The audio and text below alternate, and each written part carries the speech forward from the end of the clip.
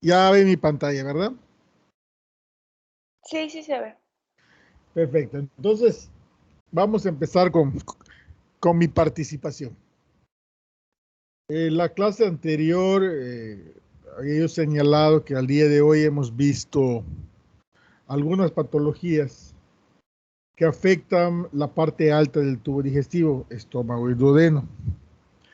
La primera que vimos fue la infección por el Helicobacter pylori, ¿sí? Que nos puede causar una enfermedad acidopéptica con datos clínicos y que también se puede complicar con algunas enfermedades neoplásicas. Y ahora en este bloque de enfermedades parasitarias hemos visto tres parásitos cuyo hábitat definitivo es el duodeno, que son Uncinaria, que está formada por dos parásitos, y está Strongyloides stercolaris. Estos tres parásitos pues tienen su asiento en el duodeno y una de sus características es que causan, entre otras cosas, duodenitis. Ya vimos que además de los parásitos, pues como son parásitos que entran por la piel, pues la primera fase de la enfermedad es una larva migrans, como tiene en su ciclo una migración interna, pues nos pueden causar también un síndrome de Loeffler, una neumonía de Loeffler, y luego al final, cuando llegan a su hábitat definitivo, que es el duodeno, nos pueden causar duodenitis, y como consecuencia de estar lesionando ahí el duodeno, pues nos pueden causar anemia y en algunos casos síndrome de mala absorción. También vimos que Strongyloides stercolaris, como tiene una particularidad en su ciclo, que es tener la capacidad de tener un ciclo interno y además tener una forma de vida libre del parásito, pues la posibilidad de autoinfección existe, y cuando el huésped es un huésped inmunocomprometido, pues causa hiperinfecciones, del cual ya nos hablaron del cuadro clínico. Entonces, en esa clase les había yo comentado que también es parte del tema, pero al hacer la lista de los temas, pues obviamos, incluir esta parasitosis que es la yardiasis. Cuando vimos oxiuriasis, nos dijeron que era uno de los helmintos más frecuentes en el mundo, pues este es el protozoario más frecuente en el mundo, Giardia lamblia. Y pues como nos comprometimos, pues aquí está el tercer parásito que tiene su hábitat definitivo en el duodeno y que nos puede causar, entre otras cosas, datos de duodenitis y que entrarían en el diagnóstico de diferencia. Pues vamos a ver en este breve tiempo, empezando yardiasis. Le voy a pedir a Yuli. No, todavía, Yuli, todavía estoy dormido. ¿Qué vamos a ver? Pues vamos a ver la introducción, que Yuli me va a hacer el favor de leer, ¿sí? La morfología del parásito, que es una morfología muy sui generis. Ahí estamos viendo la fotografía ahí arriba y a la derecha. Es un flagelado, es un protozoario, que lo vamos a ver.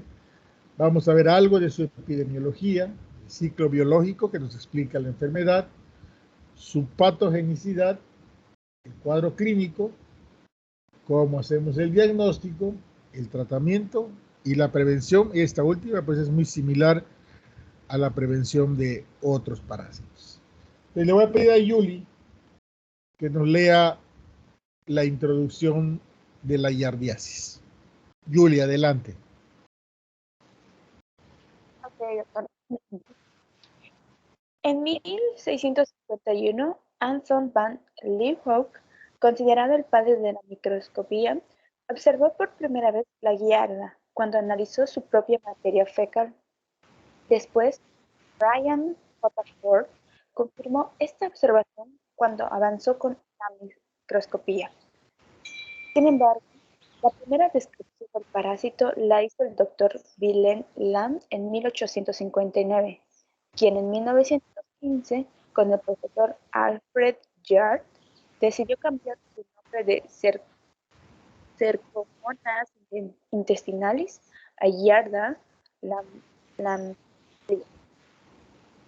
En 1902, el parasitólogo Charles Wandell Stiles consideró que este protozoario era agente causal de cuadros diarreicos, pero fue en la Primera Guerra Mundial cuando se confirmó su patogenicidad en el hombre. Reinald Miller, médico londinense, demostró que la población más afectada eran los niños, a quienes la Yarda lamblia.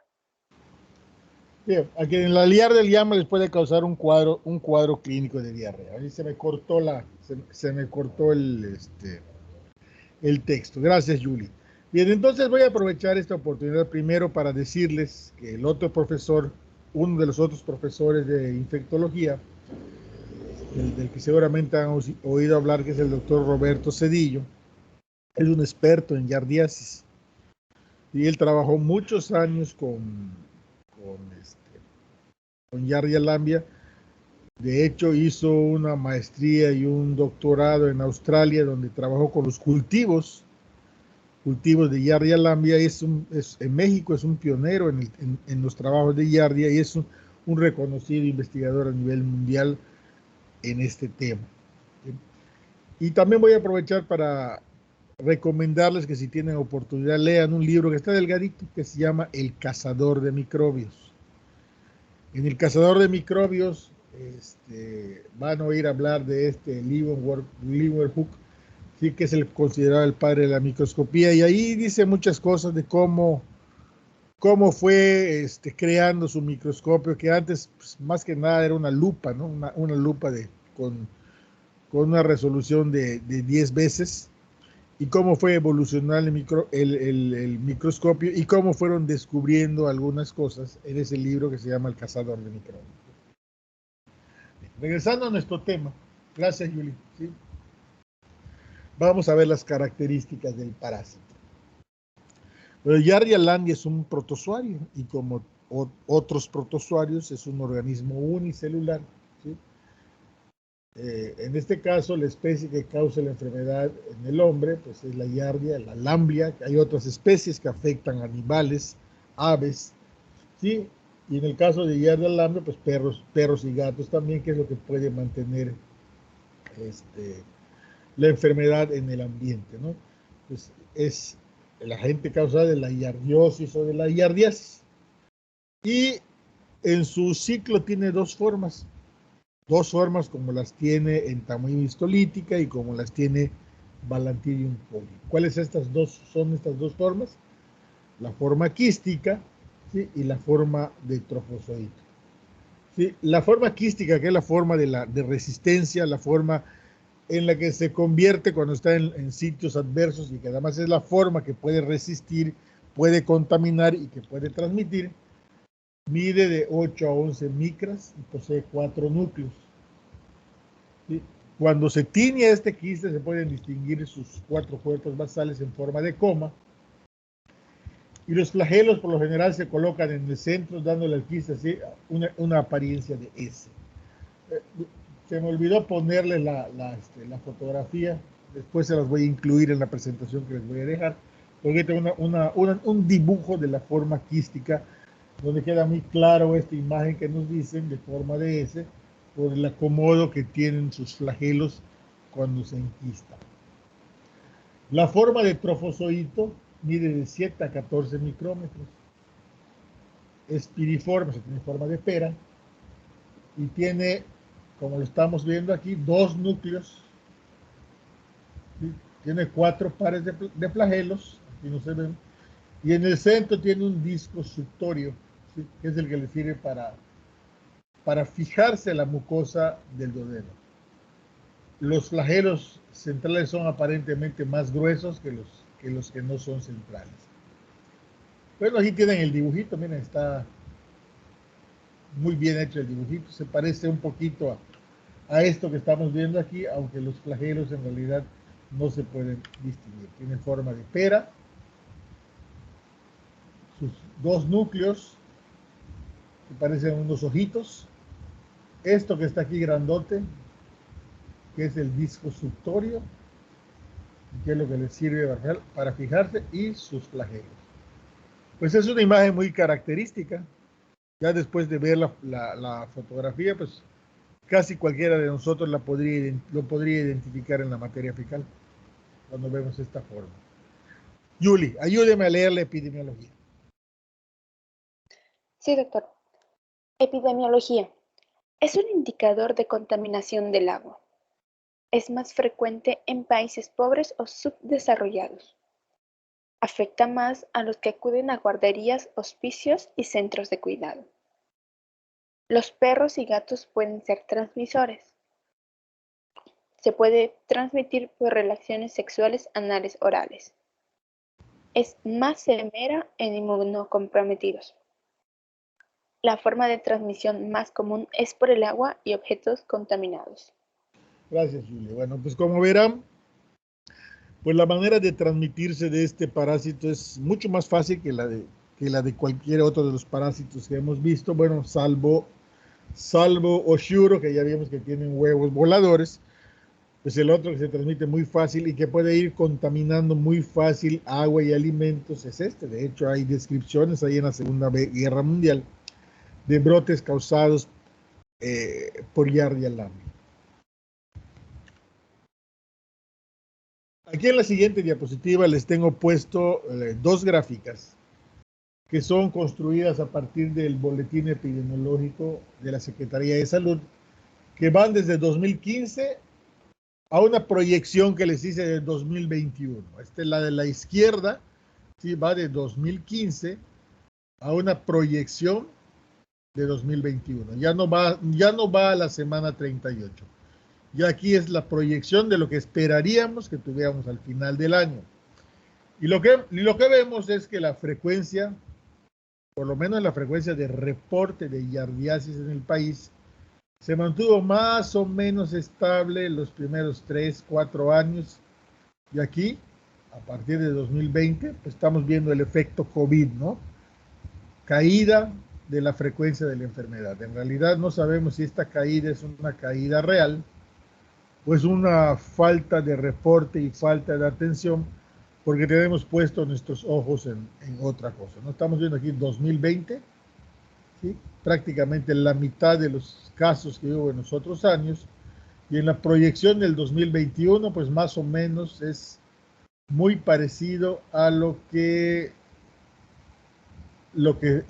se reportó en 2020. O sea, aquí está lo que yo llamo en esta cola de la gráfica el efecto COVID respecto al reporte de otras enfermedades. Y estamos viendo que en comparación, lo que hay en Yucatán, pues claro, no pinta con lo que hay en toda la República, es muy poquito, pero aquí ya les puse por separado.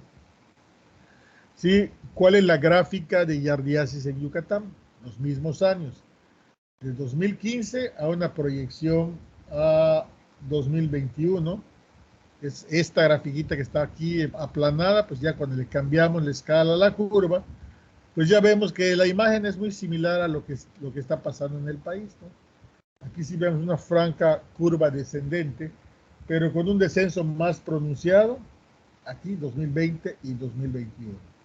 Y lo que vemos es que los casos reportados en Yucatán van entre los 500 y los 1000. ¿Sí? Si sacáramos un promedio de esto, andaríamos por ahí de los 650, 700 casos reportados en Yucatán. ¿Esta será la realidad? No, probablemente esta no sea la realidad, sea la puntita del iceberg, tanto en lo que se reporta en el país como en lo que se reporta en Yucatán. ¿Por qué? Porque en muchos de los casos la infección es asintomática y solo en un pequeño número de casos la infección es sintomática, y luego pues de esas infecciones sintomáticas pues seguramente ni siquiera la mitad de los casos se reportan a la Secretaría de Salud. Estamos viendo la puntita del aire, pues probablemente sea mucho, mucho más, ¿sí?, de lo que estamos viendo en este reporte. Y luego pues en el cuadrito de abajo tenemos ya el desagregado, el acumulado, que va de las 38 semanas que han transcurrido del año. Por ejemplo, en la semana 38 se reportaron solo 3 casos. ¿Cuántos ya se habían reportado en la semana 38 del año pasado? 169. En la semana la frecuencia es menor y a 38 semanas, pues se han reportado 64 casos en varones, 73 en mujeres, con un total de 197. Y en México, en la semana, se han reportado 102 casos, ¿sí? Contra 4.222 que se reportaron el año anterior, y el acumulado, ¿sí?, en el país son de 1.904 en varones, 2.379 en mujeres, con un total de 4.283. Cuando esto lo proyectamos, pues nos da estas cifras que tenemos acá, ¿no? Esta es la proyección que tenemos y consideramos lo que ha habido en 38 semanas. Esto es lo que esperaríamos en teoría que se acabe reportando en total al final del año. Como les dije, es una proyección hecha con una regla de 3. A lo mejor no es manera de hacer la proyección, pero nos da un aproximado que se parece mucho a lo que se reportó el año pasado.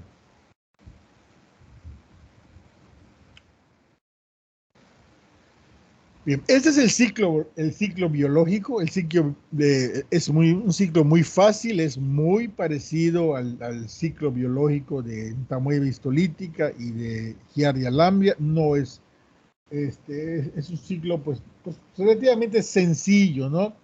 Donde vemos los dos componentes que son los trofozoitos y los quistes. Bueno, el ciclo generalmente empieza cuando pues se evacúan trofozoitos hacia el medio ambiente, ¿sí? ¿Sí? Los trofozoitos, ¿sí? Bueno, cuando se evacúan los trofozoitos, pues al llegar al intestino delgado, ¿sí?, el parásito se transforma en trofozoito, se adhieren por su disco suctorio y ahí se empiezan a multiplicar por fisión binaria. O sea, se parten y se dividen, y esa es la manera en que se dividen prácticamente los protozoarios. Son organismos unicelulares y este es el mecanismo más fácil de replicación, ¿sí?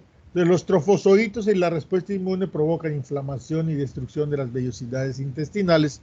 Esto explica el cuadro clínico. Ahorita vamos a ver el cuadro clínico, ¿sí? Y junto con el tapizado de moco intestinal causan en el hospedadero humano un síndrome de malabsorción, entre otras cosas, ¿sí? Vamos a ver que el cuadro clínico puede provocar diarrea, pero no necesariamente lo ocasiona, ¿sí? Y ocasiona un cuadro clínico de diarrea pues muy típico por la presencia de grasas, y la presencia de grasas da ciertas características, ¿no? Pues este parásito, ¿sí?, pues también se puede adquirir por contacto directo en lugar, brinca rápidamente por contacto directo, pero también se adquiere de la manera más fácil por contaminación del agua, ¿sí?, al enquistarse, al contaminar agua y alimentos y al regresar, ¿sí?, al hospedero a través de la ingesta de agua o alimentos contaminados, y luego pues vuelve de nuevo a empezar su ciclo. Un ciclo muy fácil, un ciclo directo, con la salvedad de que aquí, en este caso, puede haber paso directo del trofozoito de nuevo al tubo digestivo y causar una enfermedad más rápida que la que se causaría por mediación del quiste, ¿no?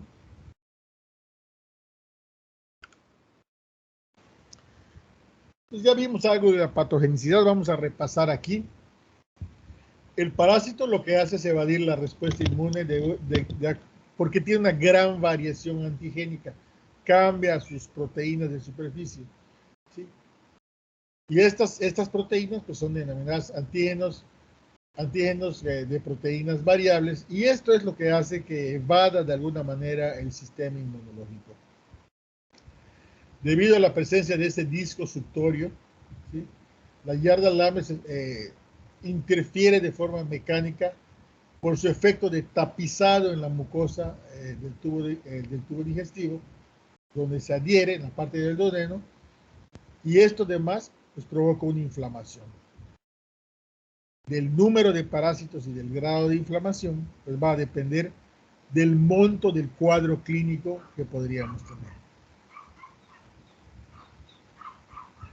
Entonces, cuando hay un cuadro clínico en el hospedero humano, se presentan grados diferentes de malabsorción de azúcares, grasas, vitaminas liposolubles, ¿sí?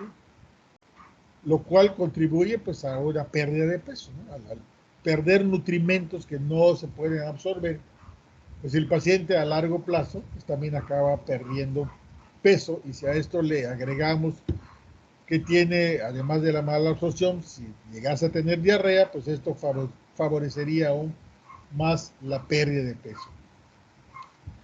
¿Sí? Produce las proteasas de choque térmico, ¿sí? Con lo que es posible sospechar que el parásito puede ser intracelular.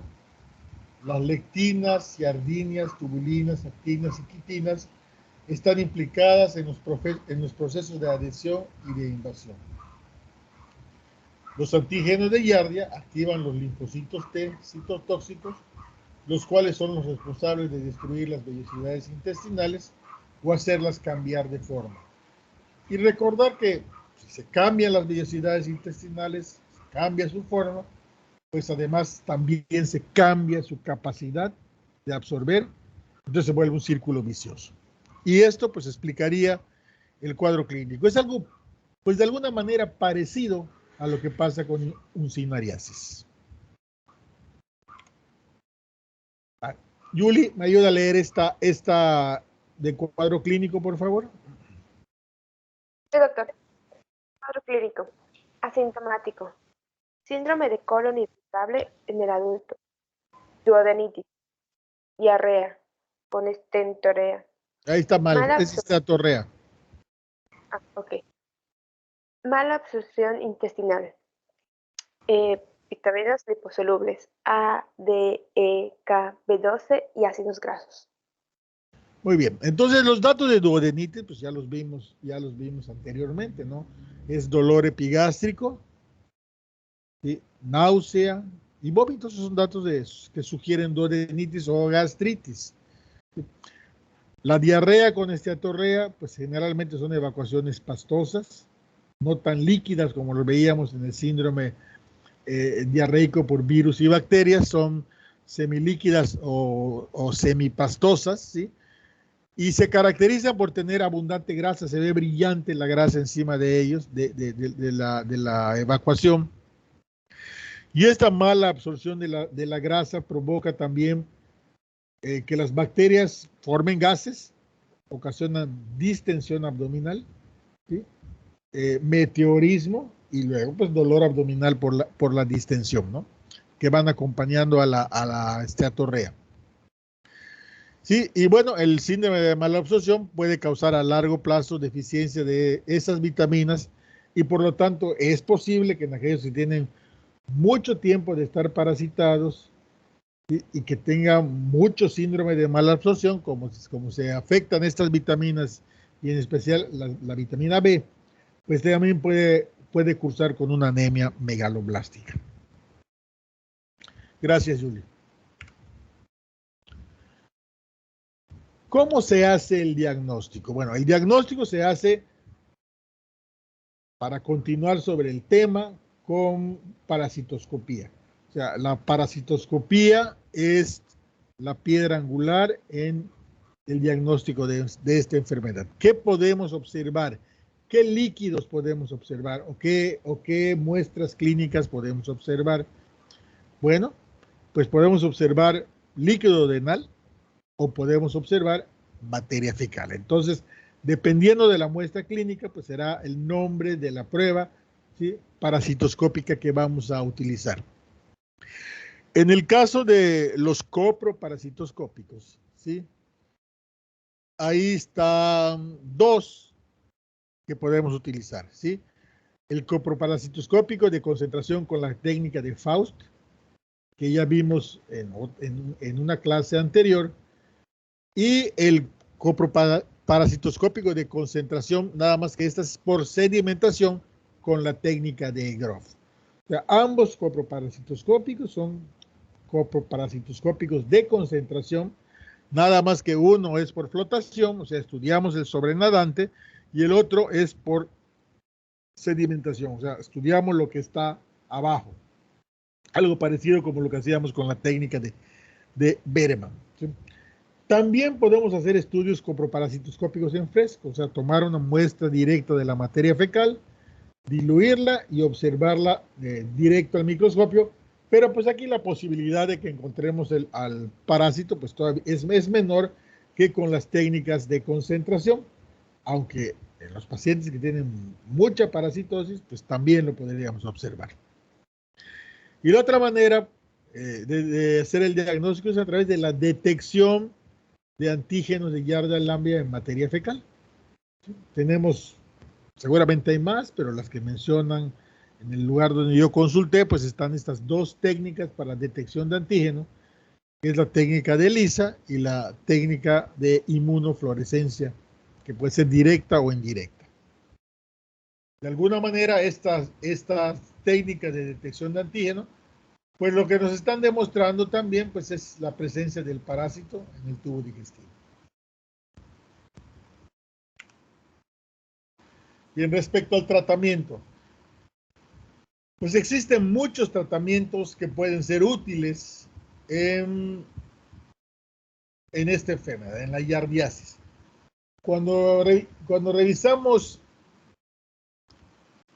amibiasis y balantidiasis, o sea, enfermedades causadas por protozoarios, vimos que el antiparasitario de elección es el metronidazol. Pues en este caso también es uno de los de elección, aunque en mi forma particular, yo prefiero utilizar albendazol. ¿Por qué? Porque tiene menos efectos indeseables, sobre todo en los niños. Pero donde ustedes vayan a consultar van a ver que el de elección pues es el metronidazol, ¿sí? A una dosis más bajita de lo que usamos en la amibiasis y es por 7 días, ¿sí? Con una eficacia del 90 al 95%. Pero también puede ser útil el timidazol, aquí están las dosis, no las vamos a leer, con una eficacia del 90%. El secnidazol, que es un imidazol más moderno, ¿sí? Y está el albendazol, que desde mi punto de vista, pues es con menos efectos indeseables y además tiene la ventaja de que es polivalente, ¿no? Le pega a los helmintos y en este caso le pega a Yardia-Lamblia también, aunque aquí la diferencia en el tratamiento entre los helmintos y la yardiasis es el número de días. Cuando vimos las otras parasitosis, excepto estrongiloidosis, vimos que habitualmente con una sola dosis pues es suficiente de albendazol.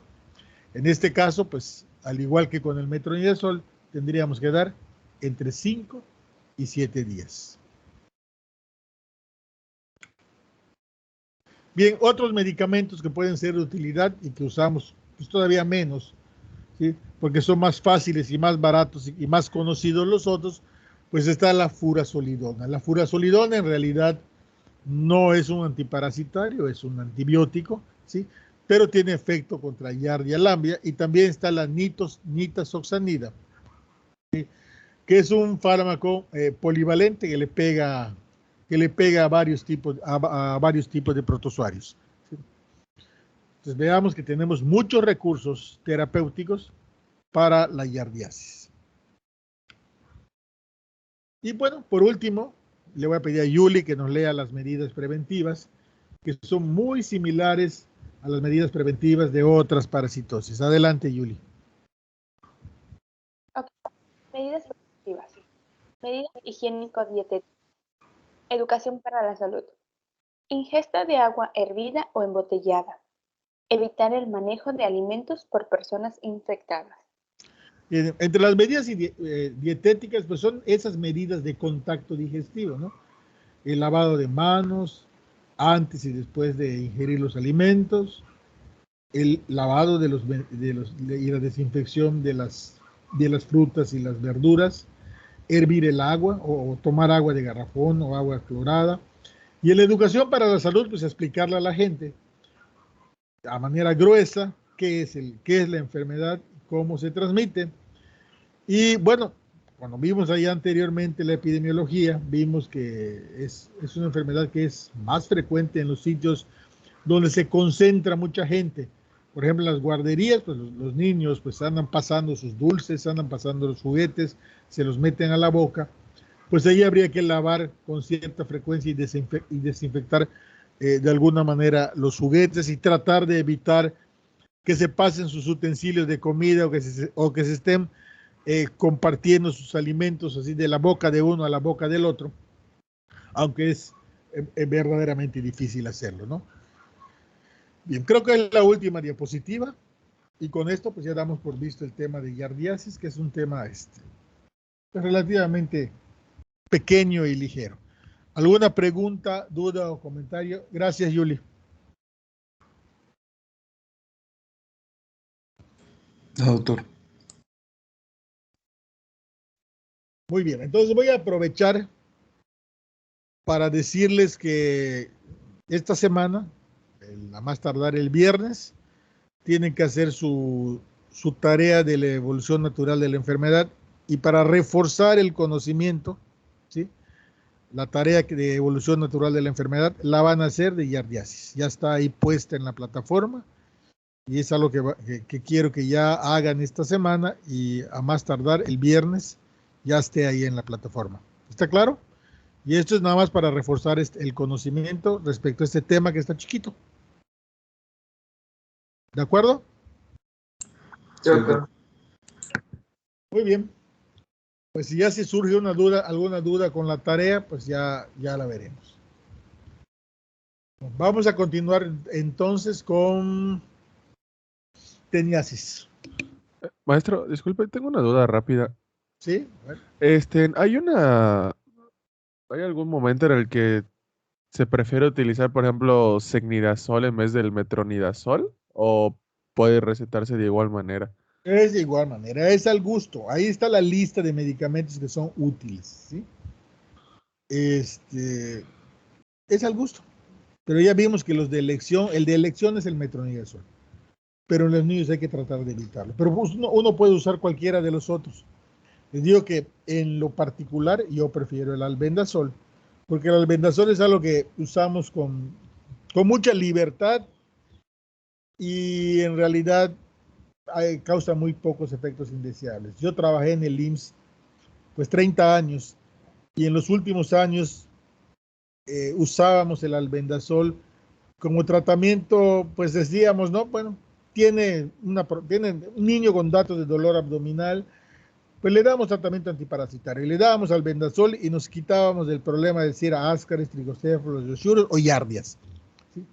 Entonces, para nosotros era muy fácil dar ese tratamiento que le pegaba a las cosas muy comunes que causaban dolor abdominal en el niño. Pero en realidad el de elección, pues es el metronidazol. Algunas veces conversando con el doctor Cedillo, él nos dice, no, el de elección es el albendazol, él cambia la posición, ¿no? Y creo que tiene voto en este tema, pues porque él tiene amplia experiencia. Entonces, si alguna vez lo oyen, van a oír que él va a poner al albendazol y yo estaría de acuerdo con él como el de primera elección. Pero, ¿cuándo usar el secnidazol? Pues no, si ustedes deciden usar el secnidazol, pues úsenlo, ¿sí? Es más moderno que el metronidazol. Ok, maestro, gracias. Adelante. Sí, buenos días. ¿Se me escucha? Sí, veo que María Fernanda la está compartiendo, ¿verdad? Sí, pero pues yo soy el que Sí, va. tú eres el involucrado. Exacto. Adelante, José. Sí, buenos días. Pues hoy les voy a exponer el tema de teniasis, que pues realmente pues no es tan largo, es un tema algo cortito en ese caso. Sí, le das a la siguiente, porfa. Bueno, pues básicamente la etiología de la teniasis, bueno, estaba puesta en los temas como teniosis, pero yo la encontré como teniasis. Entonces, básicamente, mande, Es igual. es igual, ok. Pues básicamente es causada por las especies de género Tenia, en donde pues las formas adultas van a ser las que van a causar todo este cuadro clínico y se desarrolla en el intestino del ser humano que actúa como único hospedador definitivo. Y las especies involucradas aquí son la Taenia solium, que es creo que la más escuchada, la más conocida. Y también está la Taenia saginata. Pero también existe la otra especie llamada Taenia saginata asiática, que como su nombre lo dice, pues es endémica prácticamente de los países asiáticos, como China, Corea del Sur, Japón, etcétera. Y pues básicamente el primer factor de riesgo para contraer la teniasis es el consumo de carne de cerdo, ya sea cruda o mal cocida. Por lo tanto, las personas que no consumen esta carne, pues no tienen probabilidad de contraer esa teniasis. Y también cuando se ingieren los huevos de la Taenia solium, que es algo muy distintivo porque pues se puede ingerir las larvas o los huevos. Cuando se ingieren los huevos, pues puede causar una enfermedad llamada cistercosis, que pues es básicamente algo, pues es una complicación más de este que pues lo voy a mencionar un poco posteriormente, pero pues vi en la guía que pues es otra exposición, ¿no? Aparte de esto. Y también pues las personas que no practican una buena higiene y que pues tienen teniasis, ya sea con o sin síntomas, pues pueden eliminar los huevos de la tenia en sus heces y contaminar el ambiente sin querer. De hecho, eso vamos a ver pues, a continuación. La siguiente, por favor.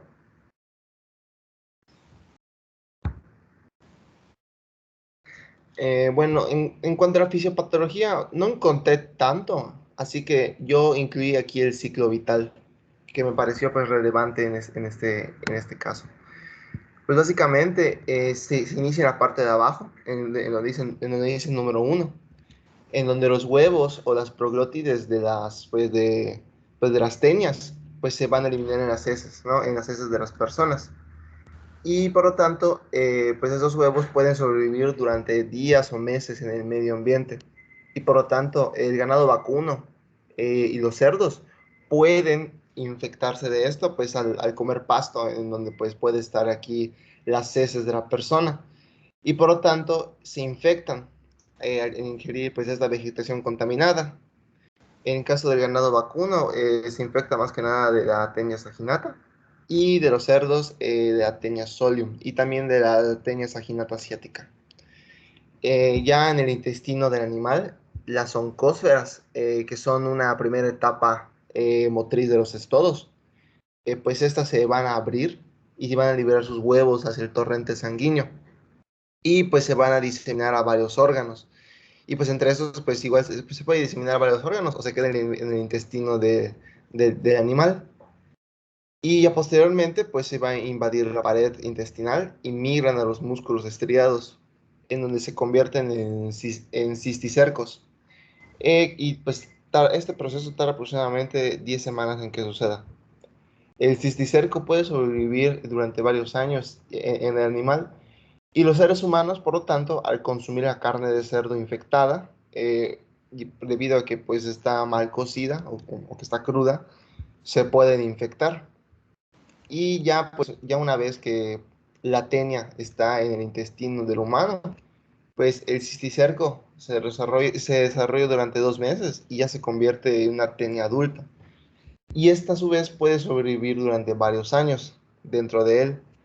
Esas tenias adultas se adhieren al intestino delgado por su escólex, ¿no? Esta parte que se puede decir como que la cabeza de la tenia, ¿no? Y pues básicamente van a residir en el intestino delgado y los adultos producen proglótides maduras que posteriormente se van a desprender de la tenia y migran al ano o se eliminan de las heces y el ciclo pues se repite como ya había mencionado. Como ya había dicho, entonces la transmisión por ingesta de las larvas en carne de cerdo poco cocido, o sea, específicamente de las larvas, se limita al intestino. Y si la transmisión es por ingesta de los huevos de la Taenia solium o de cualquiera de estas tenias, se van a formar quistes que se van en el cerebro y a otros tejidos, causando la cisticercosis.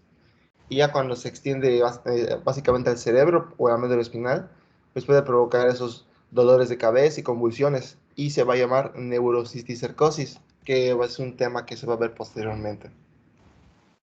Sí, esa es la siguiente, por No, favor. no le cambien, no le cambien, no le cambien, no le cambien. Bien, entonces vamos a tomar algunos puntos de lo que aquí nos está mencionando Eduardo. Bueno, entonces, en este caso Eduardo nos dijo que la teniosis, nos habló de las dos más frecuentes, o por lo menos las dos más conocidas, ¿no? Que son la teniosis, la causada por Taenia solium y por Taenia saginata. Comparten el mismo ciclo, por eso están aquí, y además en el tubo digestivo, pues comparten el mismo mecanismo de acción, que básicamente es un mecanismo de acción mecánico, ¿sí? Están ahí por su presencia y se llaman solitarias porque habitualmente pues, es solo uno el parásito que encontramos en el tubo digestivo, aunque seguramente habrá casos donde hay más de un parásito. Entonces, cuando veamos el cuadro clínico, vamos a ver, seguramente nos va a decir que la teniosis intestinal, pues habitualmente es asintomática, ¿no? Causa cosas muy leves, y el diagnóstico habitualmente se hace pues, por accidente, ¿no? Buscando otras cosas. ¿Cuál es el problema con la teniasis? Pues con Taenia solium, no con Taenia saginata, con Taenia solium, que al humano le puede dar la enfermedad del intermediario. ¿Sí? Ya vimos el ciclo vital, y en el ciclo vital, pues habitualmente, se requiere de un intermediario, que en el caso de Taenia saginata, pues es el ganado vacuno, y en el caso de Taenia solium es el cerdo. Entonces, en el ciclo vital, ¿sí? En el intermediario, pues el parásito causa la enfermedad llamada cisticercosis. O sea, la cisticercosis en realidad es una enfermedad del intermediario, ¿sí? La cisticercosis puede ocurrir en varios lugares. Donde más le tememos es en el cerebro, pero la podemos tener en el músculo, en la piel, en el tejido celular subcutáneo y en otros lugares. Sí, pero donde realmente causa problemas es en el cerebro, por eso lo vamos a ver como un tema aparte, ¿no?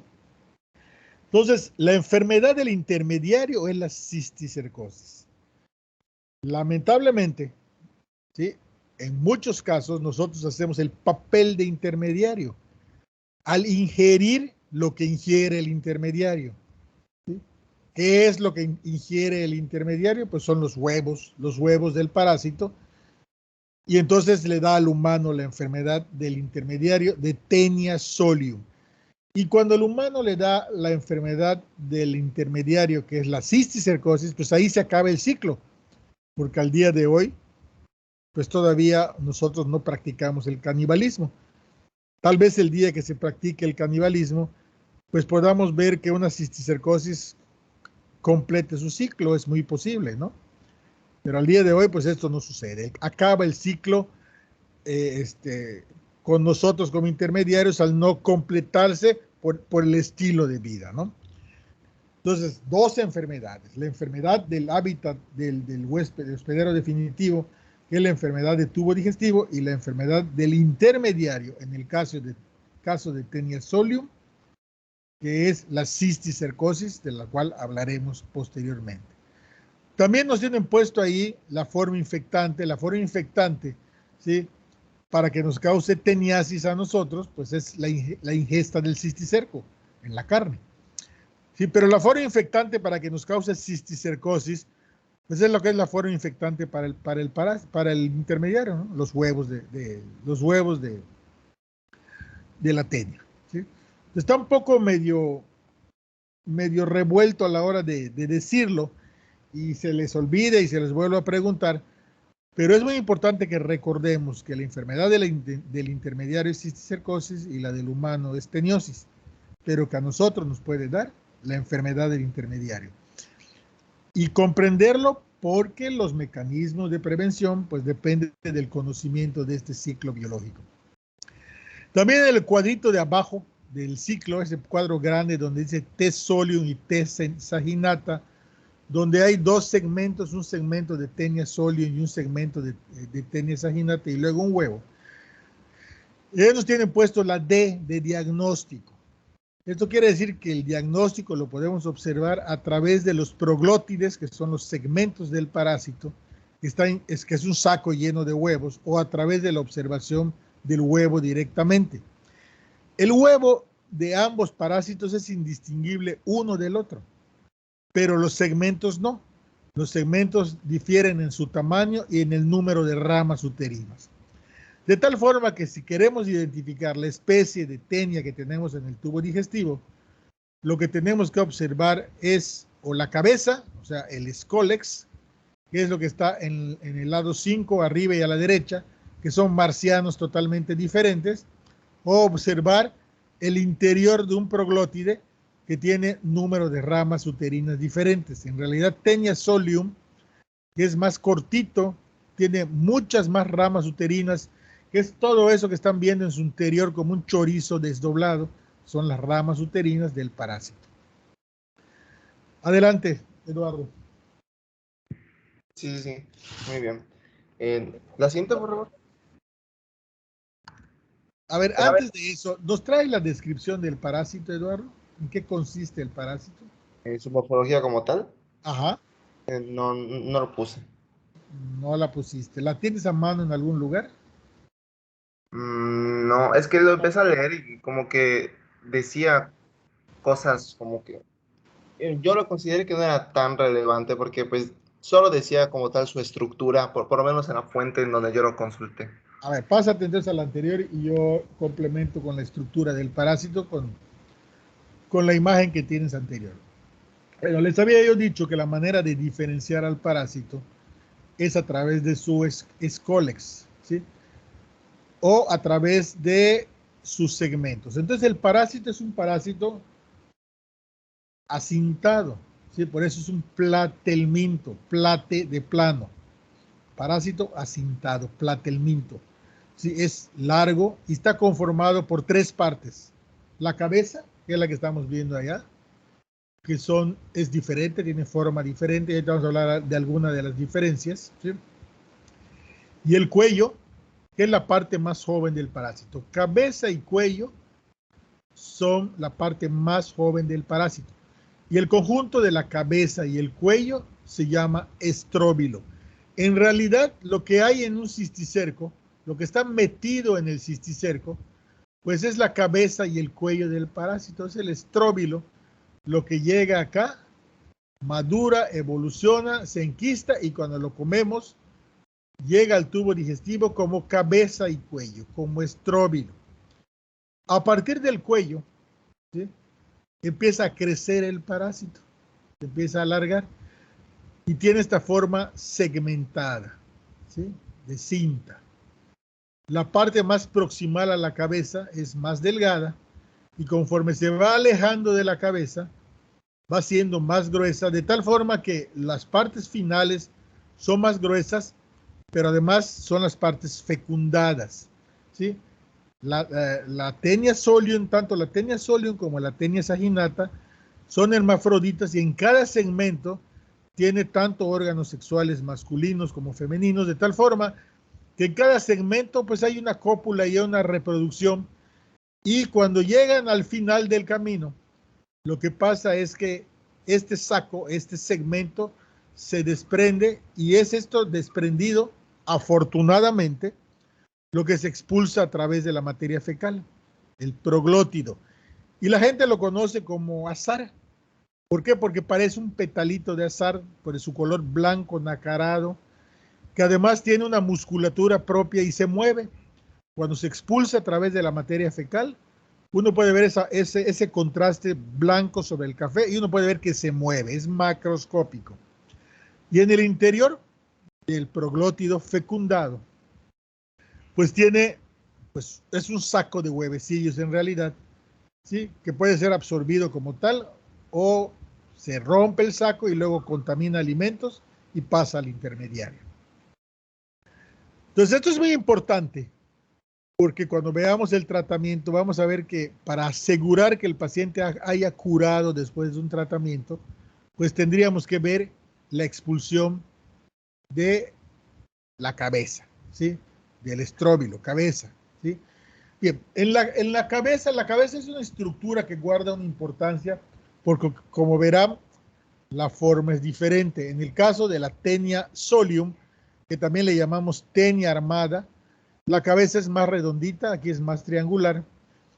tiene sus dos discos de fijación, pero aquí arribita, en la parte de arriba de la cabeza, María Fernanda, si lo puede señalar, la parte de arriba de la cabeza, tiene como una coronita, ¿sí? Como una coronita, y esta coronita es una coronita de ganchos, del otro, María Fernanda, el otro, la parte, el redondo, Taenia solium, la que está al lado, ahí está la coronita. Esa es una coronita de ganchos, ¿sí?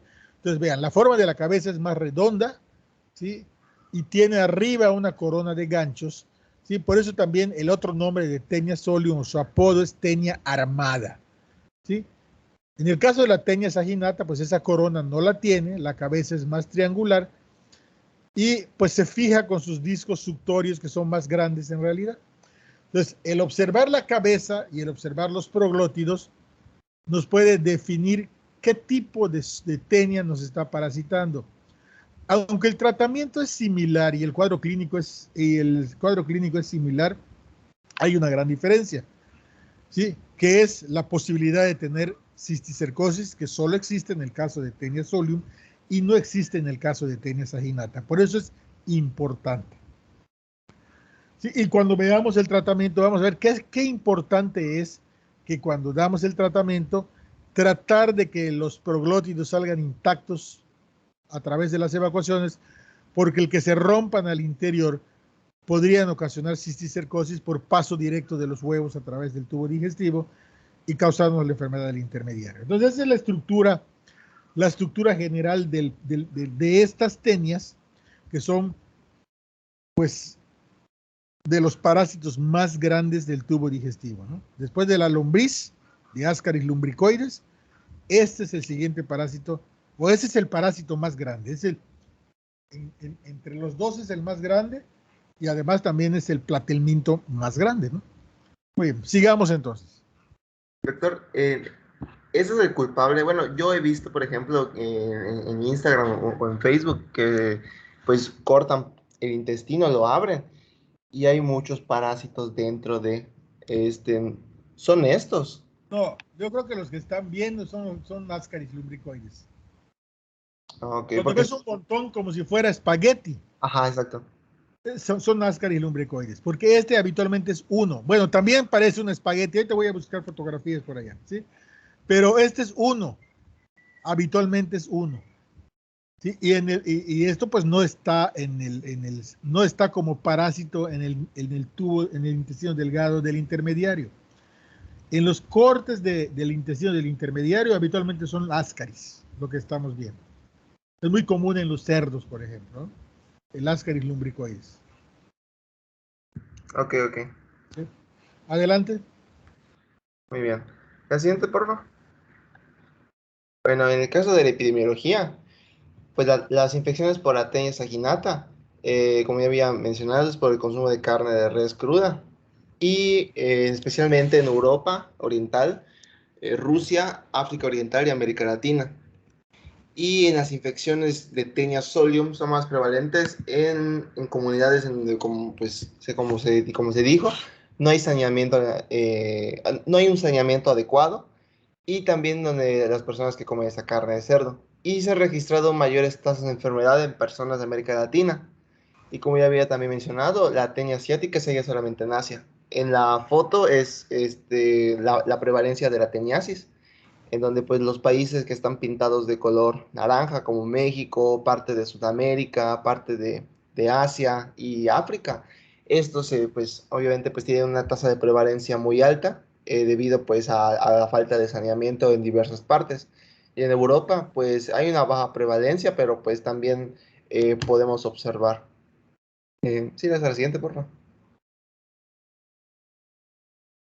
Y en el caso de aquí pues de México, especialmente de Yucatán, pues los casos no son muy frecuentes, o por lo menos los registrados. Y me imagino que es por lo que usted comentó, doctor, de que generalmente es asintomática, ¿no?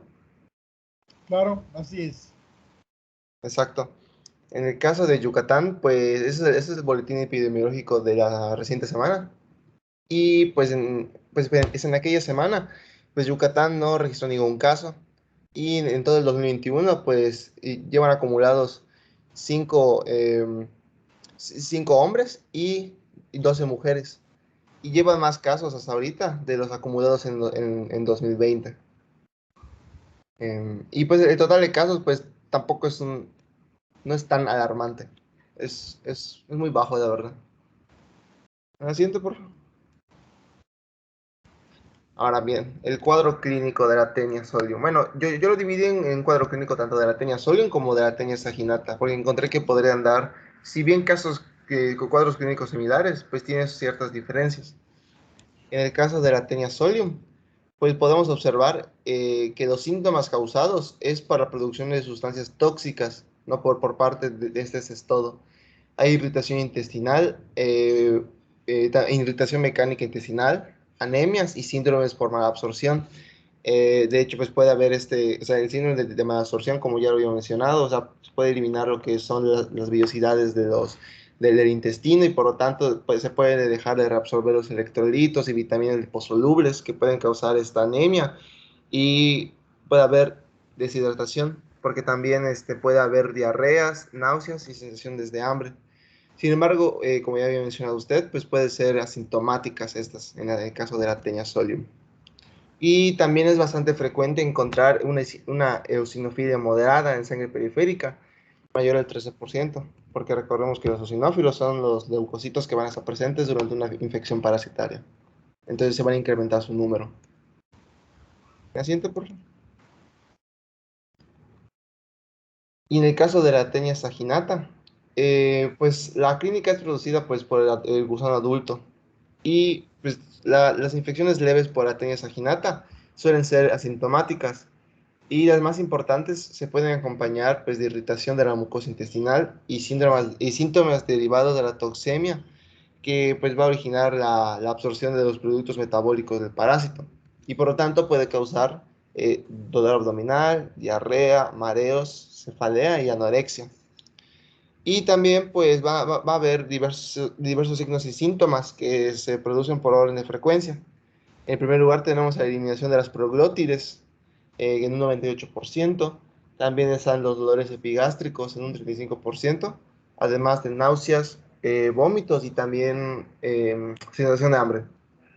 Y también pueden aparecer, pero con menor frecuencia, urticaria y signos de hipersensibilidad.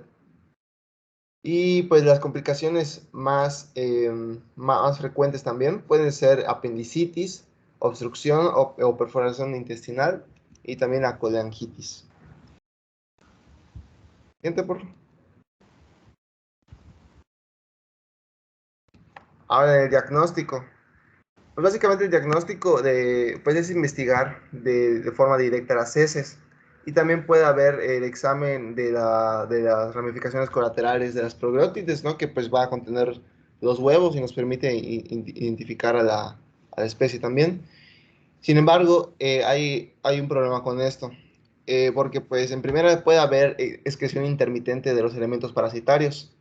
Además de que puede haber pues una falta de eliminación en los primeros 3 meses del parásito como tal. ¿Por qué? Porque pues durante este tiempo y también por el uso de fármacos puede provocar la desintegración del Scolex y o sea, toda la parte proximal del gusano, de la cabeza y también del cuello. Y como ya había dicho, pues la pérdida del Scolex y por lo tanto pues dificulta su identificación. Por lo tanto, yo por lo menos investigué que había otras formas de detectarlo. En primera, pues una buena historia clínica, ¿no? En donde se pregunte o se recoja la información, en donde si el paciente pues ha consumido, pues, o sea, consume constantemente pues carne de cerdo, carne de ganado, y también si vive pues en condiciones de poca sanidad, o también si pues ha viajado a una zona endémica en donde pues la prevalencia de estos casos son altas. Una vez preguntado esto, pues ya se hace el estudio de coproantígenos, eh, en donde pues esos estudios de coproantígenos parasitarios son específicos de las heces, que nos permite o sea, nos permite la detección de antígenos específicos, ya sea de tenia saginata o de tenia solium. Y es muy beneficioso porque pues no hay reacciones cruzadas con otros parásitos. No nos permite identificar otros que no sean estos mismos. pero tiene más utilidad en el diagnóstico de la Taenia solium, dado que la Taenia saginata tiene mayor fecundidad y expulsión de las proglótides, y por tanto es más fácil llevar a cabo por métodos clásicos en el caso de la Taenia saginata. Y sin embargo, pues el uso de esta prueba pues aumenta el número de casos diagnosticados en comparación con de estudios microscópicos. Sería un poco mejor. En la siguiente, por favor. Ahora también tenemos el estudio serológico de los anticuerpos por inmunoblot, en la cual se ha demostrado pues que se detectan los anticuerpos circulantes de cada especie, ya sea de Taenia saginata o de Taenia solium. Y este método serológico posee una especificidad y alta sensibilidad de prácticamente el 100%, en donde pues ofrece la posibilidad de solucionar esos problemas derivados del uso de los coproantígenos parasitarios. Además de que pues va a permitir un diagnóstico de especie y también pues puede evitar el potencial peligro de recoger las heces, ¿no? O sea, el que recoge las heces también se puede infectar, y también ofrece la posibilidad de diagnosticar la cisticercosis o la identificación de los huevos también. Y como inconvenientes, pues no necesariamente refleja infecciones activas, pues puesto que como son anticuerpos, puede reflejar infecciones que ya el paciente ha pasado, y también puede dar reacciones cruzadas con cisticercus también. También no es tan específico de la Taenia solium. A ver, detente tantito allá, detente tantito. A ver, el estándar o lo más práctico y más común que se sigue utilizando para el diagnóstico es el estudio de la materia fecal. Es difícil que si tú tienes cuidado a través de la materia fecal se pueda infectar la persona que está haciendo la muestra. Prácticamente tendría que irse a comer sin lavarse las manos, ¿no? Y eso no es posible, ¿no? Bueno, sí es posible, pero creo que no hay mucha gente que lo haga, ¿no? Después de manipular materia fecal, que vaya a comer así sin lavarse las manos. Entonces, el diagnóstico, la base angular en el diagnóstico sigue siendo el coproparasitoscópico. Y recordar que en este caso lo que el parásito expulsa habitualmente no son los huevos, sino los sacos de huevos, o sea, los proglótidos. Y son macroscópicos. Entonces, habitualmente el paciente llega con el diagnóstico, te lo llega diciendo. Y a veces recolecta el mismo la muestra y te la lleva, ¿no? Mira lo que evacué o mira lo que evacuó mi hijo. Y prácticamente, pues ahí ya está el diagnóstico establecido, no se requiere de más, ¿no? En el caso de estudios serológicos o de muestras de suero, tanto para anticuerpos como para PCR, ahí tenemos un problema, porque la presencia de los anticuerpos, pues no nos habla de enfermedad activa, y tampoco nos habla de la modalidad de la enfermedad, porque puede ser cisticercosis o puede ser teniosis. Claro, ahí tenemos que echar mano del cuadro clínico. De tal forma que la detección de anticuerpos para nosotros es más útil para el diagnóstico de la cisticercosis que de la teniosis. Entonces, para la teniosis yo utilizaría los copros y la detección de antígeno en materia fecal. Eso es lo más lógico. Y para cisticercosis, anticuerpos o PCR en muestras clínicas de sangre, de suero, ¿no? Yo dividiría así esta situación. ¿De acuerdo? Adelante, Eduardo. Muy bien. La siguiente, por favor. Y bueno, yo encontré, no había como que una guía de práctica clínica, pero sí había como que una guía de referencia también, en donde mencionaba que se puede dividir el tratamiento en personas menores de 5 años, en niños menores de 5 años, y en personas mayores de 5 años y pues en general en la población, ¿no? En donde pues en los niños de menores de 5 años se utiliza el albendazol, ya sea en suspensión o en tabletas. Y pues básicamente en el albendazol de tabletas menciona que se pueden masticar las pastillas. Me imagino que es parecido como al Pepto-Bismol, ¿no? Que eso se puede masticar, supongo. Bueno, yo creo que la sé masticada, pero del albendazol tenemos la suerte de que hay suspensión. No. Sí, Eso aquí no menciona. sí, eso pues, bueno. Es más fácil que encuentres la suspensión que las tabletas, ¿eh? Por todos lados hay suspensión. Y la dosis es una dosis estándar, 400 miligramos por frasquito. Muy bien, muy bien. Y pues en personas mayores de 5 años tenemos el Praziquantel en tabletas de 150 miligramos, donde se va pues una dosis máxima de 600 miligramos y pues no necesita ayuno ni uso de laxantes, además que se debe ingerir con leche o alimentos ligeros. Y la tableta pues puede deglutirse, masticarse o molerse previamente.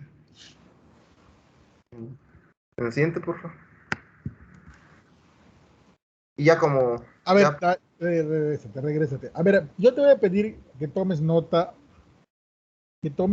para que lo agregues a tus diapositivas, por favor, ¿sí? muy bien. A tus diapositivas anteriores le vas a agregar la descripción de los parásitos, del parásito. Okay. Y vas a hacer notar cuál es la diferencia, ¿sí?, física, digamos, entre una tenia y la otra. ¿De acuerdo? Sí.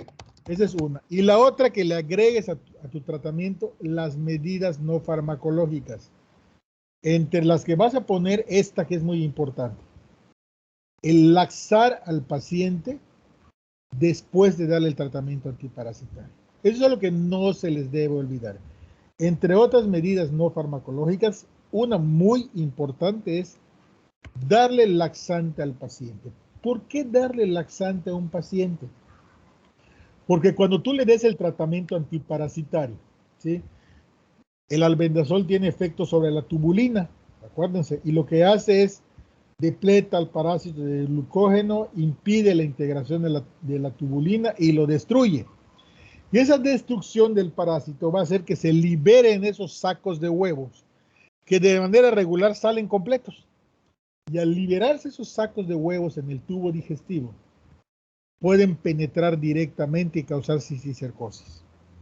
Entonces lo que tenemos que hacer es aligerar el tránsito intestinal con un laxante, o sea, provocarle diarrea al paciente después del tratamiento para que estén ahí adentro ese parásito destruido el menor tiempo posible, para disminuir el riesgo de cisticercosis. Entonces no se les olvide, parte del tratamiento de la teniosis es laxar al paciente, provocarle la diarrea para que saque todo. Y la otra, después del tratamiento, ¿sí?, pedirle un coproparasitoscópico que se llama tamizado de heces.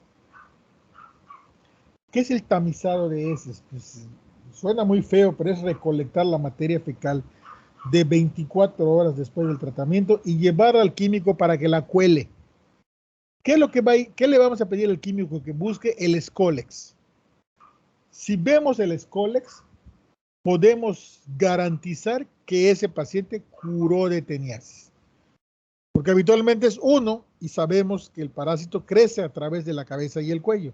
Y si lo encontramos en la materia fecal, es que ya lo curamos. Si no lo encontramos, es posible que haya pasado lo que nos dijo Eduardo, que se destruyó y no lo encontramos. Entonces, ¿qué es lo que tenemos que hacer? Volver a pedirle copros 3 meses después. ¿Por qué 3 meses después? Porque 3 meses tarda en crecer el parásito y empezar a expulsar otra vez troglótidos. Entonces, eso es algo que tenemos que tener en claro. Bien, sígale entonces, Eduardo. Ahora sí. Muy bien, doctor. Y pues ya para la última diapositiva, pues de las medidas de prevención, pues básicamente el saber cómo se transmite y cómo se infecta, pues uno, pues es esas medidas que vamos a aplicar. Por lo tanto, pues se va a recomendar evitar la ingesta de carne de vacuno y de cerdo, ya sea de procedencia desconocida o que pues que no se cocine de buena forma. También pues se debe pues planificar la crianza de animales, además del control de mataderos y una adecuada eliminación de sus excreciones, además de, pues, del tratamiento de las aguas y la vigilancia epidemiológica de zonas endémicas. Y pues y ya en lo que es el pronóstico, ya si se da un buen tratamiento, pues normalmente se resuelve bien y el paciente se cura. Pero pues en ocasiones los quistes se quedan en el cuerpo y por lo tanto se disemina y puede causar la cisticercosis. Y ya en forma ya más grave es la neurocisticercosis. Básicamente esto. Y pues sería todo por mi parte, doctor. Pues Eduardo, te encargo esas dos yapos, ¿sí? Sí. Descripción del parásito con sus diferencias y el tratamiento no farmacológico, donde pongas las medidas higiénico-dietéticas y el laxado del paciente. ¿De acuerdo? Sí, A doctor. ver, ¿quién es el número 5 de la lista? Número 5 de la lista. Yo, profe, buenos días. ¿Quién? ¿Yo quién? ¿Yo quién? Augusto Carrillo. Augusto. Sí, a ver, Augusto, pido el número para no tener la fijación de siempre los mismos y todo. A ver, Augusto, tú me vas a ayudar con algunas cosas. ¿Hay alguien aquí del grupo que sea bilingüe? Que hable alemán y español. Nadie. ¿Ruso y español? Sí, nadie. Nadie va a poder ayudar. ¿Inglés y español?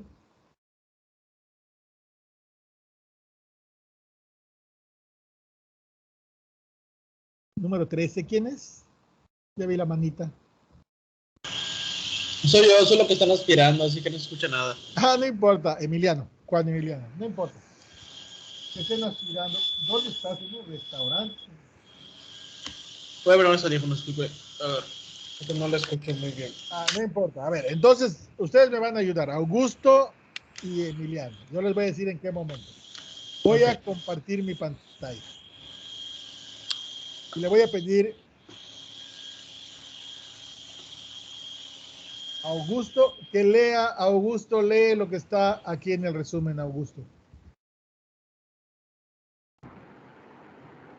¿Sí me escucha? ¿Sí me escucha, profe? ¿Y te escuchamos? La himenolepiasis es una infección parasitaria cosmopolita.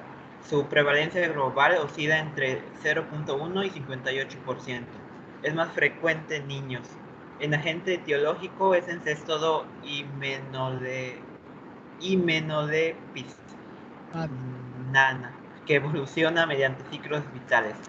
Monogénico, el cual existe un único huésped definitivo e intermediario que puede ser en humanos, ratas y ratones, y un ciclo heterogénico en el que un artrópodo, pulga o gorgojo, consume los huevos presentes en las materias fecales y desarrolla el... No alcanzo a leer qué dice esta... Cisticercoide. Larva. Déjame ver si puede quedar más grande. No, es que es mi pantalla que está un poquito Ahí está. oscura. Ok, gracias. Este vector es ingerido por el huésped definitivo, humano o rata, desarrollando posteriormente la infección. Los síntomas dependerán del grado de afectación de las vellosidades del intestino delgado.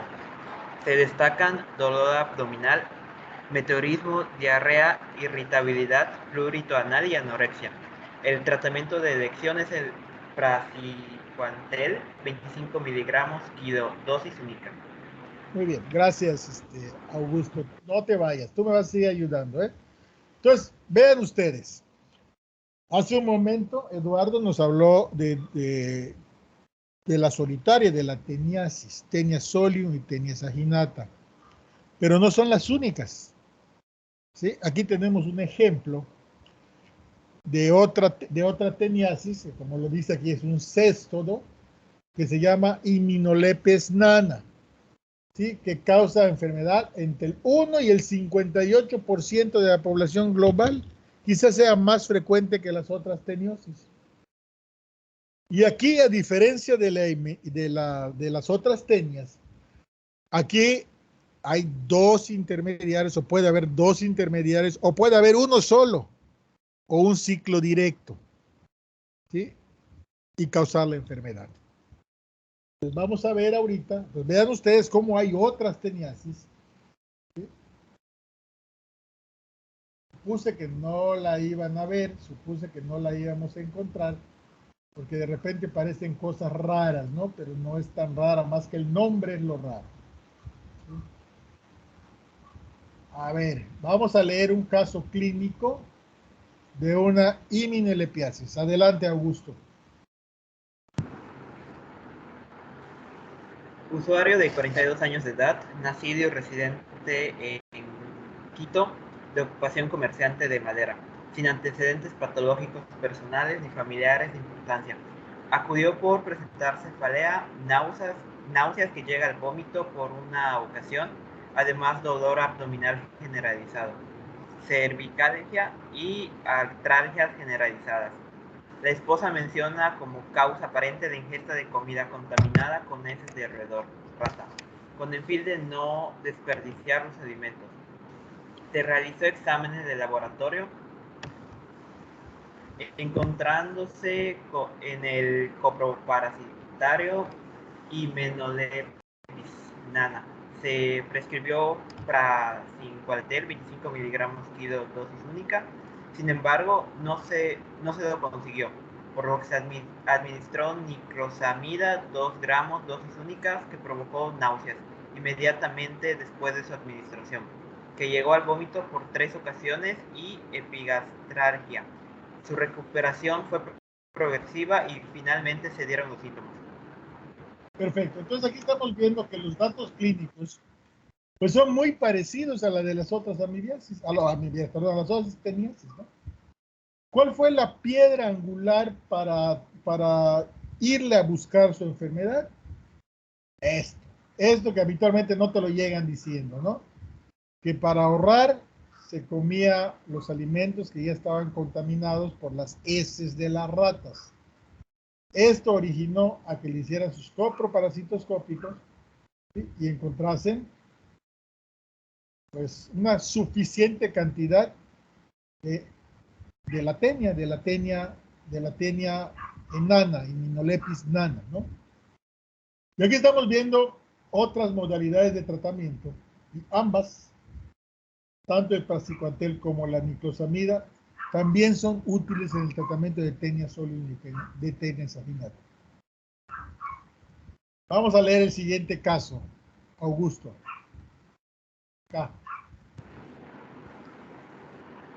Usuaria de 62 años de edad, recicladora de cartón y plásticos de la calle, acudió por presentar dolor generalizado de cuerpo, artralgias de hombros y rodillas, cefalea.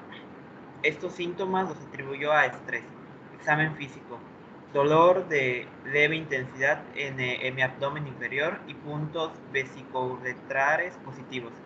Se solicitó examen de gabinete y prescribió analgésico por 3 días. Los resultados reportaron hemo infeccioso, piocitos 5 a 6, bacterias 3 positivo, nitritos positivo y leucocitos positivo, coproparasitario, Hymenopteris nana 2 positivo.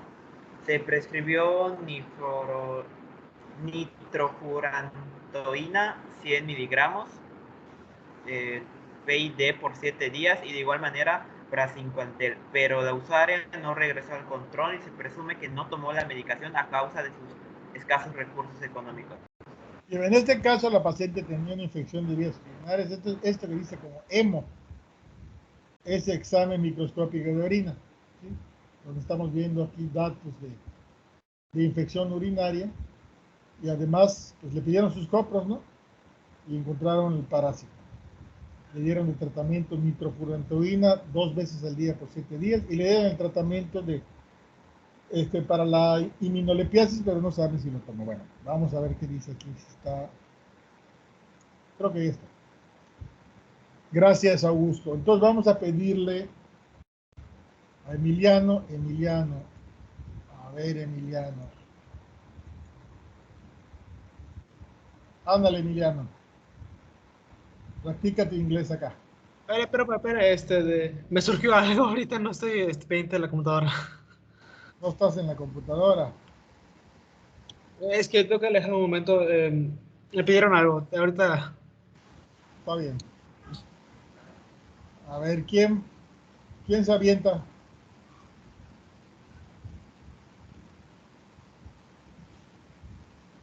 A ver, empiezo yo.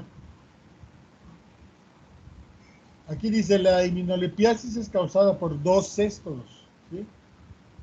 Dos especies, uno ya lo vimos, que es la Hymeneolepis nana, es su nombre en inglés, Broad Tapeworm, que mide entre 15 y 40 milímetros, o sea, 1.5 centímetros a 4 centímetros de largo.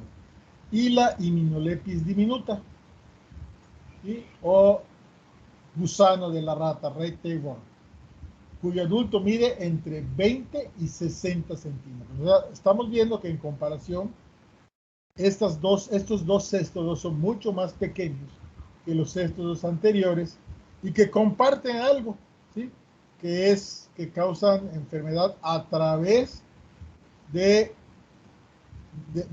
una rata o de un insecto. Bueno, en este caso, la diminuta, pues es el gusano de la rata, ¿no? No vamos a ver con detalle el ciclo vital, pero este es el ciclo vital de Hymeneolepis nana, ¿sí? Donde vemos que en el ciclo vital hay insectos como intermediarios. Aquí está el ciclo vital en el insecto, ¿sí?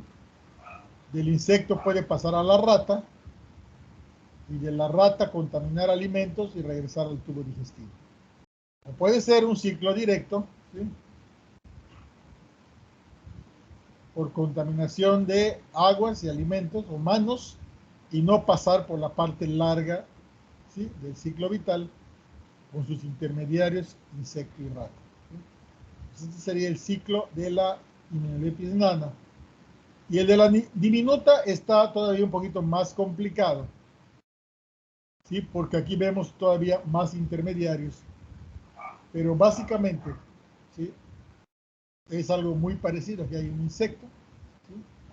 Esto es una garrapata, está la rata, ¿sí? Y pues el ciclo es un ciclo con otros intermediarios, pero pues en términos generales lo que está cambiando aquí es el intermediario. Y ya no vamos a hablar del cuadro clínico, ¿de acuerdo? A ver, vamos a ver entonces.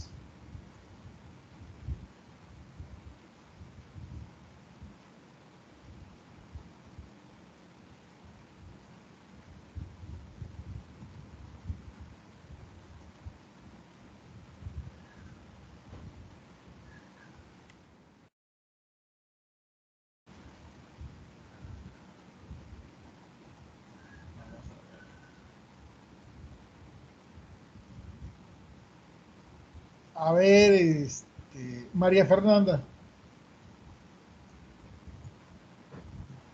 ¿Sí, doctor? ¿Me escucha? Ayúdeme a leer esto, María Fernanda. Ahí donde dice caso clínico. Aquí dice caso clínico. A partir de acá. A principios de junio de 2006, una mujer de 42 años, residente de la provincia de Buenos Aires, consulta al médico por la eliminación de un parásito con forma asintada. El profesional le solicita un estudio parasitológico seriado de materia fecal y le sugiere el envío del ejemplar al área de parasitología del Hospital de Clínicas para su posterior análisis macroscópico. Del interrogatorio médico surgió que tanto la paciente como su grupo familiar habían consumido sushi con una frecuencia de 2 a 3 veces por semana en 2 restaurantes diferentes del Gran Buenos Aires. El examen macroscópico reveló las siguientes características. El ejemplar era de color blanco amarillento, medía 95 centímetros de longitud y estaba constituido por proglótides trapezoidales más anchos que largos, 7 milímetros por 5 milímetros. No se halló el Scolex en la muestra remitida. Al realizar la observación macroscópica de los segmentos con un aumento de 400, se evidenció la presencia de un poro genital central y un útero en forma de roseta, ambos característicos del género Diphyllobotrium, creo. Y Filobotrium. Ok. ¿Sigo? Sí, sígale, por favor. Aquí. En el estudio seriado de heces para la búsqueda de protozoarios y helmintos, Déjeme, ahí donde queda. Ahí está. Acá. Se utilizaron los métodos por concentración con formol éter y la técnica de flotación con sulfato de zinc al 33%. Con ambas técnicas se observó la presencia de los huevos típicos operculados. Además, estos huevos fueron obtenidos por medio de la punción del útero de los proglótides grávidos.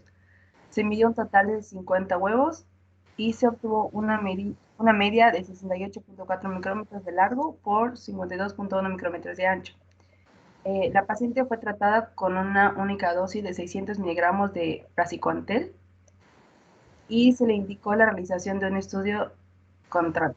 Desafortunadamente, la paciente no regresó luego del tratamiento. Muy bien, entonces aquí estamos viendo otra tenia que tiene otro factor de riesgo. Vamos a ver el resumen, por favor. Acá. ¿Yo sigo? Sí, por favor. La difilobotriosis es una parasitosis intestinal causada por cestodos del género Diphilobotrium. Son consideradas áreas endémicas de esta parasitosis Escandinavia, zonas de los grandes lagos de América del Norte, la Patagonia andina, entre otras. Este sería, hasta el presente, el primer informe de un caso de difilobotriosis por consumo de sushi en Buenos Aires, Argentina. Entonces, ¿cuál sería el factor de riesgo aquí, María Fernanda? El consumo de sushi que tuvo. ¿Qué hay en el sushi? ¿Por qué? El sushi es arroz y qué más. Y creo que es pescado crudo, ¿no? A veces salmón. Bueno, aquí nosotros salmón, ¿no? Pero en esos lugares son pescado crudo, ¿no? Vamos a ver si está por acá. Difilobotriosis. Aquí está.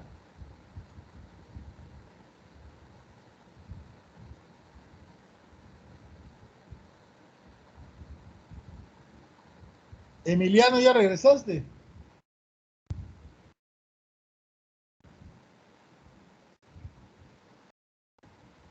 No está. Pero entonces lo que estamos viendo aquí, que Difilobotrium latum es otro céstado más. Infecta al humano. Es un céstado. ¿Ya estás acá? Ya. Pues puedes leer esto, léele. ¿En inglés o se lo Vamos, para recordar, acabamos de leer el caso clínico de una enfermedad llamada difilobotriosis, que es una infección, una teniasis causada por un céstado diferente, que mide también mucho, mide 90-95 centímetros, es un céstado grande, pero allá nos hicieron notar que el factor de riesgo es diferente porque seguramente el ciclo es diferente. El tratamiento fue similar. De aquí identificaron al parásito por su proglótido, que es más ancho que largo. Si habíamos visto los otros, son más largos que anchos.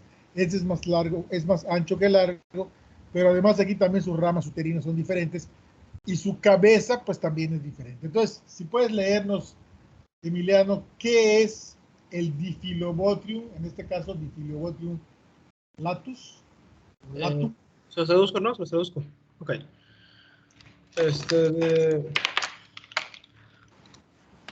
Yo te ayudo si te atoras. Varios miembros de la familia cesto de Difilobotridae, gusano de cinta, son conocidos por infectar humanos. Estos pseudofilidiano, de la familia pseudofilidiano, tienen un escólex o su cabeza. Bering, ¿qué era Bering? Que parece un botrio. Que parece un botrio. En vez de los chupadores, como en la familia Ciclifilidian, estos el grupo incluye cercanamente todas las especies que infectan humanos, todas las especies asociadas con humanos Diphilobotrid, es que no sé cómo traducir, se debe decir en inglés. Diphilobotrid, infecciones de Diphilobotrid tienen vida acuática o ciclos de vida acuática o marina, y la transmisión ocurre por la vía ingesta o pez bajo cocción. o sea, no cocido. Muy bien, entonces vamos a hacerle una síntesis aquí de lo que nos acaba de decir Juan Emiliano. Entonces, este céstodo pertenece a un grupo que se llama Difilobotri, que causa enfermedad en el humano y que se caracteriza porque su cabeza, su escólex, pues tiene forma de botrio, ¿sí? Y que en su ciclo de transmisión están involucradas especies marinas, por lo que el principal factor de riesgo es el ingerir pescado mal cocido. Creo que por ahí en algún tiempo, no sé si ustedes lo habrán visto, estuvo circulando un video, una fotografía de una radiografía de tórax, ahorita veo si de tórax, de pelvis para abajo, donde se veía un montón de calcificaciones, como si fuera una cisticercosis. Y ahí decía, por comer sushi. A ver si la encontramos por allá. Vamos a ver. Nada más aquí para que vean el ciclo de vida, que es un ciclo de vida complejo. Gracias, Emiliano. Un ciclo de vida donde hay intermediarios, ¿sí?, que son crustáceos, ¿sí?,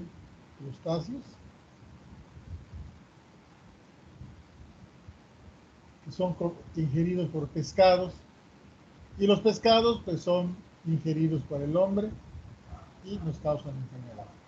Pero vean que puede haber otras especies involucradas, como son aves, perros, creo que esta es una foca.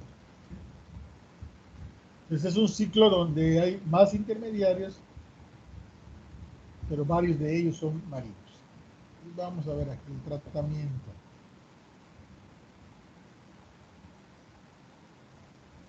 El cuadro clínico ya lo vimos, y el tratamiento.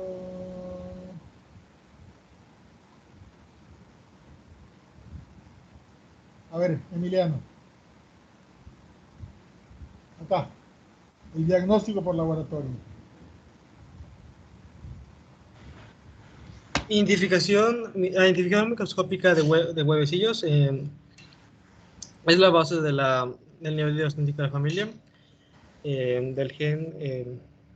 Niveles de identificación basados en los huevecillos. Es difícil tu overlap, que era overlap.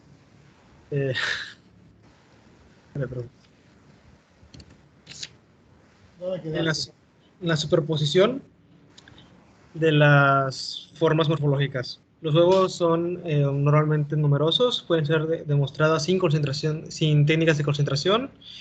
Significa la probabilidad pasada a través de el valor de diagnóstico. Bien, vamos, detente ahí tantito. Entonces aquí estamos viendo exactamente lo que hemos visto durante varias clases, ¿no? Que la piedra angular en el diagnóstico es la identificación de los huevecillos de la materia fecal. Sin embargo, en este caso, como en el caso de las otras teniasis, la identificación de los proglótidos en la materia fecal, ¿sí?, también tienen valor diagnóstico. Existen otras técnicas, como son el PCR, sigue Emiliano, y la extracción de DNA. La de extracción. los huevos. Síguele. Vale. La extracción de PCR o la extracción de DNA de los huevecillos concentrados o la probótide, tanto fresca o preservados con preparaciones compatibles de PCR, es usualmente necesaria para las especies en su nivel de identificación, así como clínicos, muestras clínicas usualmente deficientes morfológicamente relevantes del material de los gusanos adultos.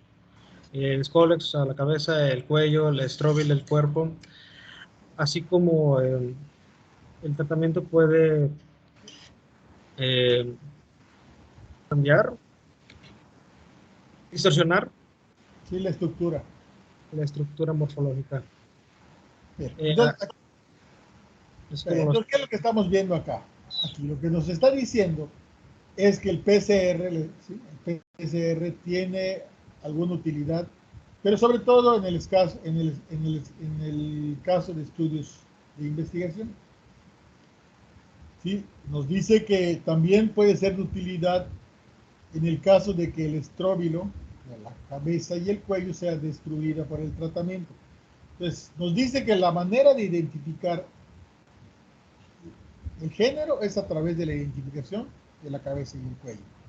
Pero el tratamiento lo puede destruir y entonces en este caso, con técnicas moleculares lo podríamos identificar indirectamente.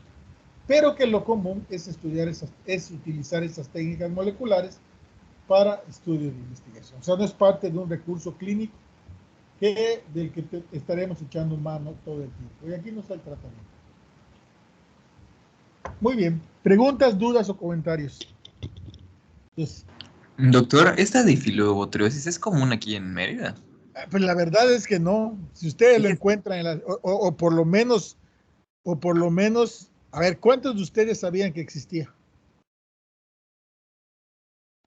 Bueno, yo lo leí cuando leí esta parte de Tenias. Apenas, ¿no? Doctor, Antes fíjese de leer esto, sabías que existía la solitaria. Sí, sí. Doctor, Sí, fíjese que sí. hace poco me enteré de varios casos de personas que habían estado comiendo sushi y les pasó pues, algo similar, ¿no? Así es, pero a ver, déjenme ver difilobotriosis, vamos a ver imágenes. Vamos a ver si están aquí las imágenes de lo que les digo.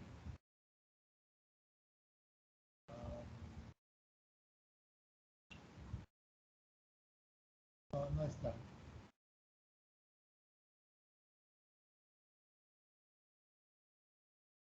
Vamos a cambiarle la manera de buscar. Sí, hace poco les digo que cisticercosis.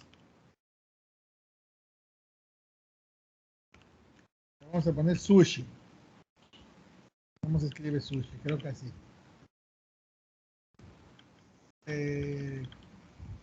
Cosis sushi.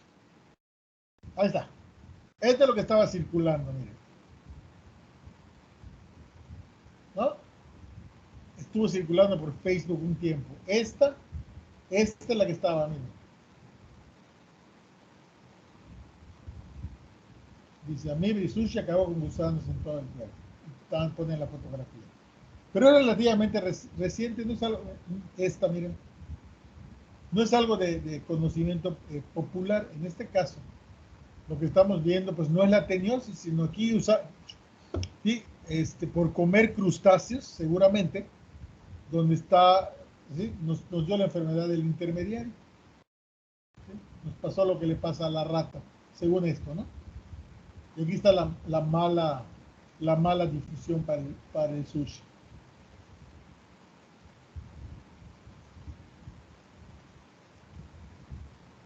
Bueno, ponen imágenes que no corresponden. Por ejemplo, este es Tenia sólido, con su corona de ganchos. No es la tenis animal. Y aquí nos ponen el ciclo vital de Tenia sólido y en el medio nos ponen el sushi. Pero bueno. Ya veremos. ¿Alguna pregunta más? Vamos a ver qué sigue la clase que viene.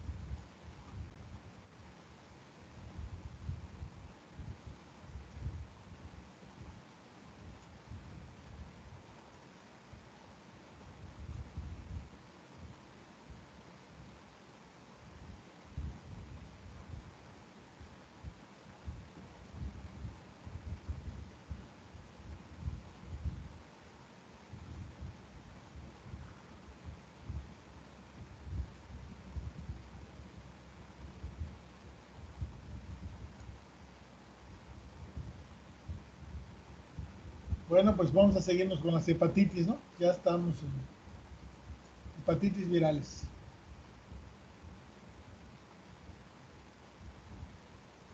A, B, D y C. Doctor, ¿Sí? soy María Fernanda. Yo le envié un mensaje ayer porque quería hacer mi tema. Sí, espérese un momentito. Sí, ya me acordé. Para que veamos lo de encefalitis, ¿no? Ajá, sí. Sí, ahorita lo vemos, María Fernanda. Bueno, entonces para Gracias. la siguiente clase es las hepatitis. Y ya tienen la tarea para el viernes, historia natural de la giardiasis. para reforzar el tema de IAPIAS. Mis diapositivas ahí están puestas arriba donde está mi parte, donde dice presentaciones, pero yo les recomiendo que le echen una leidita al libro para complementar el conocimiento y puedan hacer bien la tarea. Muy bien, pues con esto nos despedimos y solo nos quedamos María Fernanda y yo aquí para que